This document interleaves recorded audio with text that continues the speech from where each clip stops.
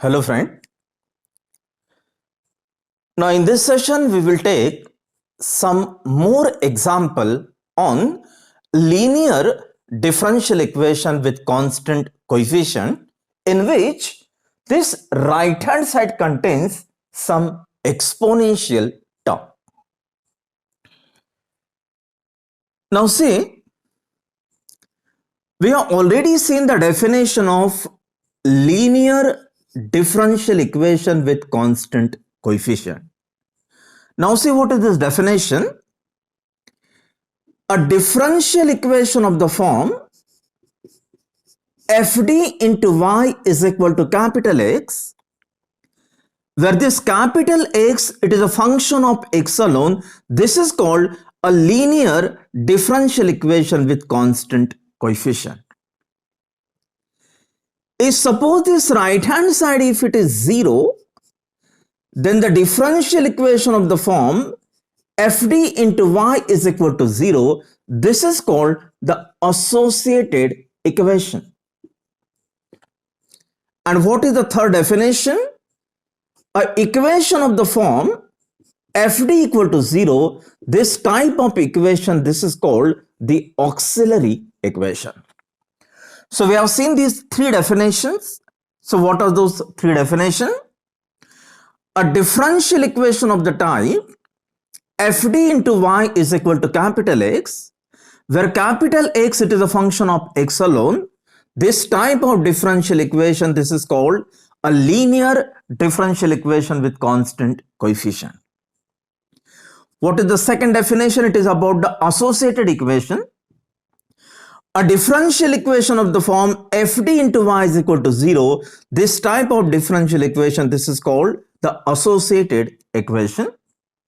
And what is the third definition? That is about the auxiliary equation. So what is the auxiliary equation? fd equal to 0. This type of equation, this is called the auxiliary equation. Now let us solve this example. So what is the given example? Solve the differential equation d square y by dx square minus dy by dx minus 6y is equal to e raised to x into cos h 2x. Now see what is the first step. First of all, we have to replace this quantity d by dx, suppose by operator d. See what is the first step. To replace this d by dx by capital D, so what we get?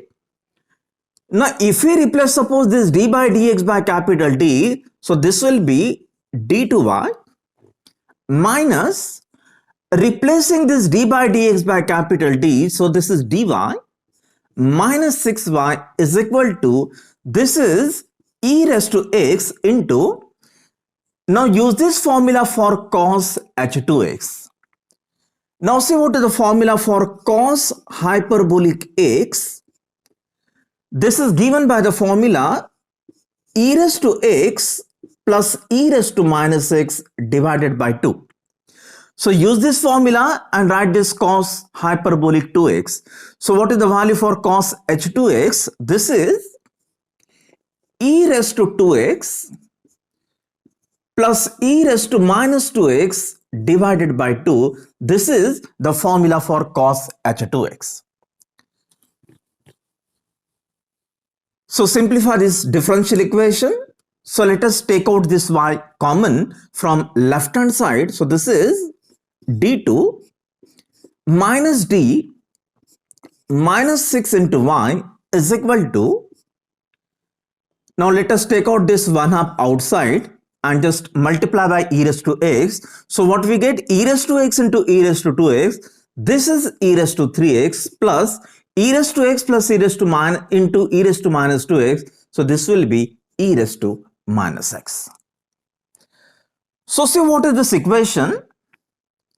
This bracketed quantity, this is nothing but function of d into y, and this right hand side, it is nothing but function of x alone. So what is this equation? This differential equation, this is of the form fd into y is equal to capital X. So what is given differential equation? This is a linear differential equation with constant coefficient. So first of all, remember this definition. A differential equation of the form fd into y is equal to capital X, such a type of differential equation, this is called a linear differential equation with constant coefficient. Now see, if suppose the given differential equation, if it is a linear differential equation with constant coefficient, then how to find out its solution? Its solution will contains complementary function plus particular integral. See, how to solve the linear differential equation with constant coefficient? Its solution contains just addition of complementary function and particular integral. So let us find out this complementary function. So write down the auxiliary equation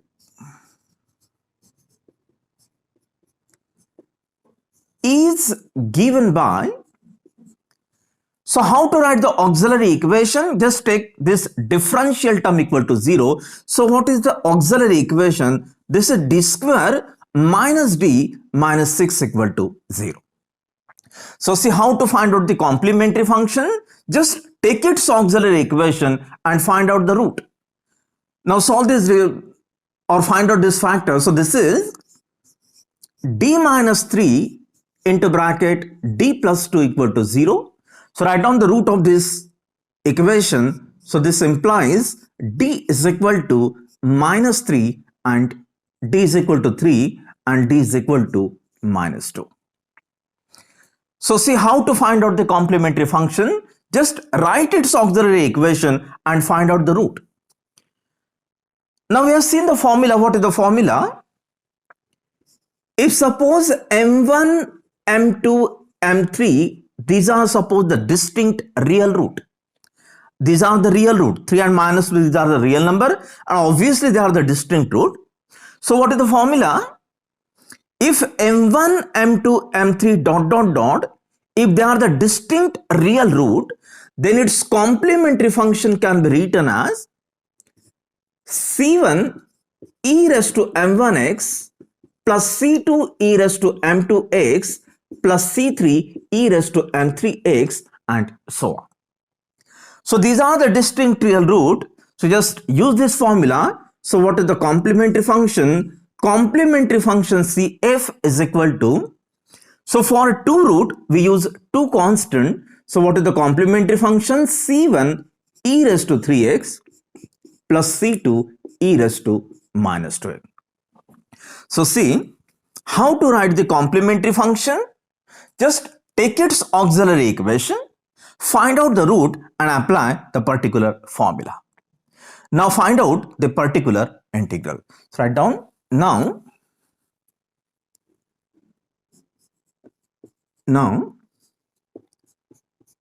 particular integral is equal to, now this is the format for finding the particular integral.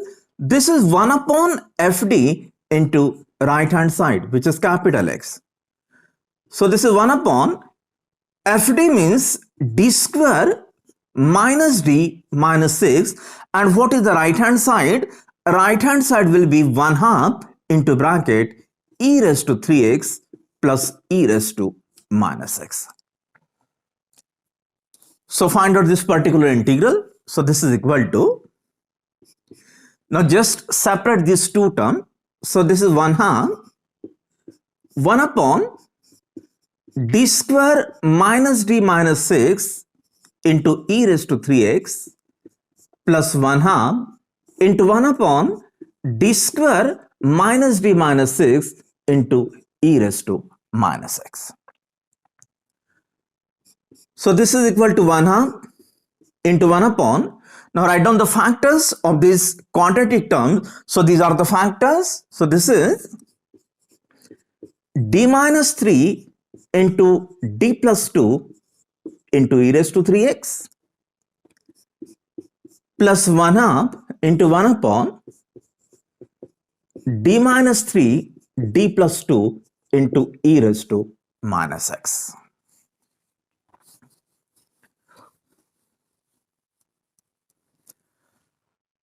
So solve this particular integral. So this is equal to 1/2. Now first of all, operate this one operator on this term. So this is 1 upon d minus 3 into 1 upon d plus 2 into e raised to 3x plus 1/2 into 1 upon d minus 3 1 upon d plus 2 into e raised to minus x. Now see what is this rule? We have seen one rule. 1 upon fd into exponential term e raised to ax. Now see what is this formula? Just replacing this d by this quantity a. So what is this formula? This is 1 upon fa into e raised to ax. This formula, it is valid for the non-zero denominator. And for zero denominator, there is some another formula. 1 upon fd into e raised to ax, or we can write like this: 1 upon d minus a bracket raised to r e raised to ax.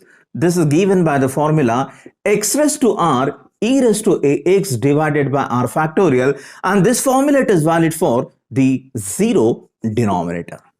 See, we have these two formulas: 1 upon fd into exponential type.